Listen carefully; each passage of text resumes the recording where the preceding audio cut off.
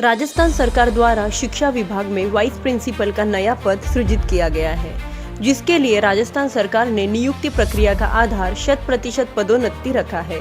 इस फैसले के आते ही शिक्षा जगत में इसका विरोध शुरू हो गया है, क्योंकि इससे पूर्व इसी पद के समक्ष माध्यमिक शिक्षा प्रधानाध्यापक का पद हुआ करता था, जिस पर 50% पदोन्नति तथा 50% सीधी भर्ती का प्रावधान था। सीधी भर्ती में 5 साल का अनुभव रखने वाले अध्यापक, वरिष्ठ अध्यापकों को इसमें शामिल किया जाता था, लेकिन वाइस प्रिंसिपल पद पर सरकार द्वारा 100% पदोन्नति का प्रावधान कर दिया गया है, जिससे अध्यापक और वरिष्ठ अध्यापक अब इस पद से बाहर हो गए हैं। राजस्थान शिक्षक संघ युवा द्वारा इसको लेकर संपूर्ण राजस्थान में विरोध प्रदर्शन किए गए, जिसके तहत चित्तौड़गढ़ के डूंगला ब्लॉक में एसडीएम को मुख्यमंत्री के नाम एक वाइस प्रिंसिपल पद पर सीधी भर्ती के लिए प्रदर्शन करने के बाद ज्ञापन सौंपा गया और चेतावनी दी गई कि भविष्य में वाइस प्रिंसिपल पदों पर सीधी भर्ती नहीं हुई तो संपूर्ण राजस्थान में शिक्षक संघ युवा द्वारा भूख हड़ताल की जाएगी और आंदोलन किया जाएगा। राज्य सरकार के अनुसार पहले जो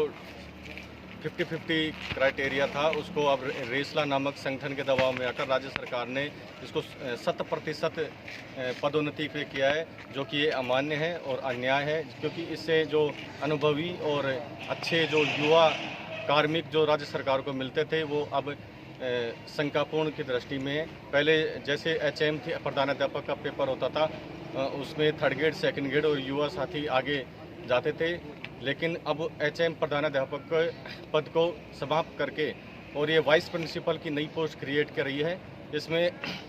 नियम ये होना चाहिए कि 50% सीधी भर्ती और 50% पदोन्नति, लेकिन रेसला और ये कुछ जो बड़े अधिकारी या कुछ रेसला के जो संगठन के जो नेता हैं उनके दबाव में आकर कुछ अमान्य और अन्यायपूर्ण निर्णय लिए जा रहे हैं। एक तरफा निर्णय लिया था कि जो वाइस प्रिंसिपल की जो डीपीसी होगी उसमें केवल लेक्चरर को शामिल किया जाए, लेकिन इससे पहले ये होता था कि युवाओं को मौका मिलता था, जिसमें ये होता था कि जो अनुभव के आधार पर भर्ती होती थी। हम चाहते हैं कि 50% सीधी भर्ती हो और 50% डीपीसी के माध्यम से हो। सरकार ने एक नई पोस्ट क्रिएट की है, प्रधानाध्यापक की पोस्ट को स्वीकृत करके वाइस प्रिंसिपल की, जिसके लिए 3rd ग्रेड 2nd ग्रेड और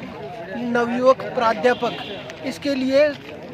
अयोग्य है, क्योंकि सरकार का जो विचार है वो है 100% पदोन्नति द्वारा इन पदों को भरा जाना। लेकिन 3rd ग्रेड 2nd ग्रेड और व्याख्याता ये चाहते हैं कि हमें भी समान अवसर, न्यायपूर्ण अधिकार मिले और आधे पदों पर लगभग 50% पदों पर सीधी भर्ती हो।